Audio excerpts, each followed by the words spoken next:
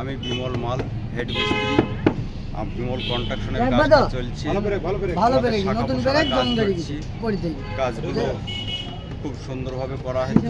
Political কাজ আমাদের থিয়েটারটা এখনো চালু হয়নি। পলিটিক্যাল কাজগুলো আমাদের হাতে তৈরি হচ্ছে। বিমল কনস্ট্রাকশনের মাধ্যমে তৈরি হচ্ছে কাজগুলো। থিয়েটার হাই প্রোডাকশন কাজগুলো বিমল কনস্ট্রাকশনের তরফ থেকে করা হয়।